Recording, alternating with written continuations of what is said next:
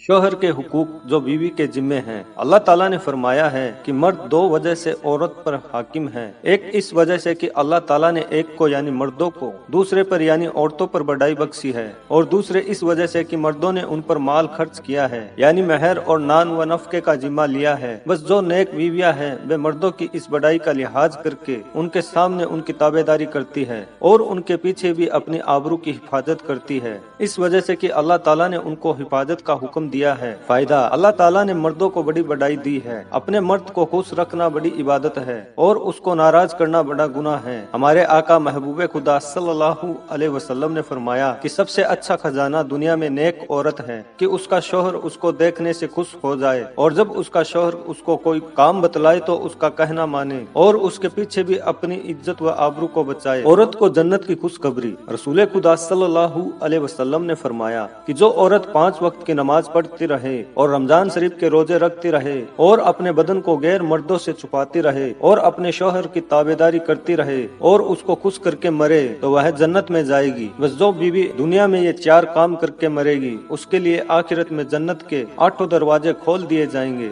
और फरिश्ते उससे कहेंगे कि ए खुश नसीब बीवी, जिस दरवाजे से तेरा दिल चाहे जन्नत में चली जा। हजरत फातिमा रज़ियल्लाहु ताला अन्हा का एक किस्सा। एक दफा हजरत फातिमा रज़ियल्लाहु ताला अन्हा घबराई हुई हुजूर सल्लल्लाहु अलैहि वसल्लम की खिदमत में आई। हुजूर सल्लल्लाहु अलैहि वसल्लम ने फरमाया, बेटी क्यों घबराई हो? अर्ज किया कि अब्बा जी, रात बातों ही बातों में मेरी जबान से कुछ ऐसी बातें निकल गई कि मेरे शौहर अली नाराज हो गए। उनकी नाराजगी से मुझे अल्लाह का खौफ मालूम हुआ कि शौहर की नाराजगी अल्लाह की नाराजगी है। फिर मैंने उनसे माफी मांगी, वह मेरी खुशामद देखकर हंस पड़े और मुझसे राजी हो गए। हुजूर सल्लल्लाहु अलैहि वसल्लम ने फरमाया, ए बेटी, उस खुदा की कसम जिसने मुझको सच्चा रसूल बनाकर भेजा है, अगर तुम्हारी मौत इस हाल में आती कि तुम्हारे शौहर अली तुमसे नाराज होते तो मैं तुम्हारे जनाजे पर नमाज न पढ़ता। ए मेरी नूरे चश्म, अगर कोई औरत मरियम अलैहिस्सलाम के जैसी इबादत करे और उसका शौहर उससे नाराज हो तो अल्लाह ताला ऐसी औरत की इबादत कबूल नहीं करता,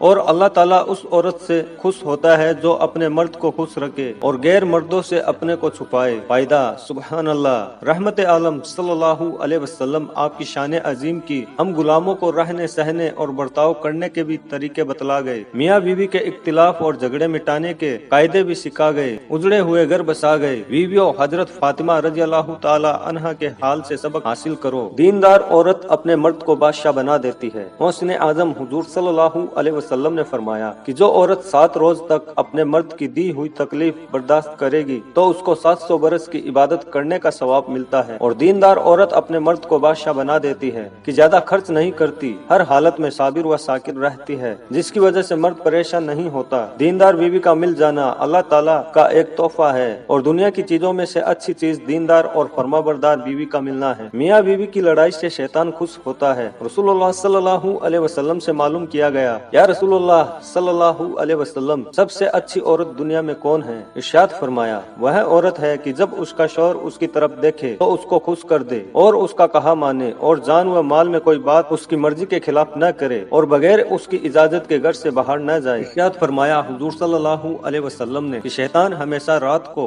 समंदर के ऊपर अपना तख्त बिछाकर उस पर बैठता है और अपने सिपाहियों से पूछता है कि आज तुमने आदमियों से खुदा की कौन कौन सी नाफरमानी करवाई। जवाब में कोई कहता है कि मैंने लोगों की नमाजें कजा करवा दी, कोई कहता है कि मैंने खून करवा दिया, कोई कहता है मैंने शराब पिलवाई। गर्ज अपनी अपनी कार्रवाई और शरारतें बयान करते हैं तो शैतान खफा होकर कहता है कि दूर हो जाओ, तुमने आदमियों को कुछ भी नुकसान नहीं पहुंचाया। फिर एक और शैतान कहता है कि मैंने मर्द और बीवी में लड़ाई करा दी। यह बात सुनकर शैतान बहुत खुश होता है और खुशी में खूब नाचता कूदता है और उस शैतान को गले लगाकर कहता है कि शाबाश, जीते रहो, तुमने खूब काम किया और यह काम सब बुरे कामों में से बेहतरीन काम है। फायदा, मुसलमान भाइयों और बहनों, इस किस्से से सबक सीखो और आपस में लड़ाई झगड़ा करके शैतान को खुश न करो।